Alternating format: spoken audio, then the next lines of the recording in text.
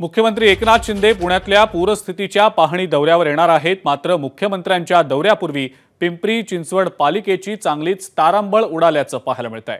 सांगवीतील पुण्यश्लोक अहिल्याबाई होळकर शाळेच्या समोरील खड्डे आणि त्या खड्ड्यातलं पाणी आता हटवण्यास सुरुवात झालेली आहे। याचाच आढावा आमचे प्रतिनिधी नाजिम मुल्ला यांनी घेतलाय, आपण पाहूया।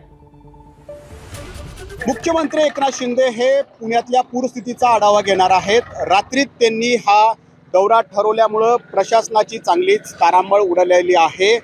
12 वाजता ते पुण्याच्या विमानतळावरती पोहोचतील आणि त्यानंतर सांगवीतल्या या पुण्यश्लोक अहिल्याबाई होळकर प्राथमिक शाळेत ते येणार आहेत। पिंपरी चिंचवडच्या पूरस्थितीत जिथं जिथं नागरिक अडकलेले आहेत त्यांचं स्थलांतर या शाळेमध्ये करण्यात आलेलं आहे। मात्र या शाळेच्या बाहेर इथं अनेक खड्डे आहेत आणि पाणी सुद्धा साचलेलं होतं। त्यामुळेच आपण बघतोय हे असे ट्रॉली ज्या आहेत त्या इथं आलेल्या आहेत ट्रॅक्टरच्या आणि त्या रिकाम्या केल्या जात आहेत।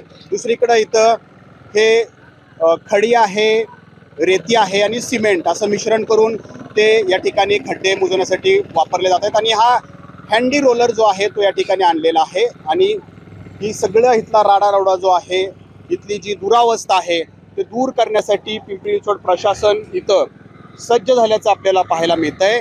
कारण इथली दुरावस्था ही मुख्यमंत्र्यांच्या नजरेस पडू नये त्यामुळं पिंपरी पालिका प्रशासन ही अशी तत्परता दाखवते, त्यामुळे त्यांचं कौतुक करायला हवं। परंतु सर्वसामान्य नागरिक जेव्हा चिखलात अडकतं, खड्ड्यांमध्ये त्यांना वेगवेगळा त्रास या ठिकाणी सहन करावा लागतो, पूरस्थितीत ते या ठिकाणी अडकतात, त्यावेळेला पिंपरी चिंचवड महानगरपालिका प्रशासन अशीच तत्परता दाखवणार का?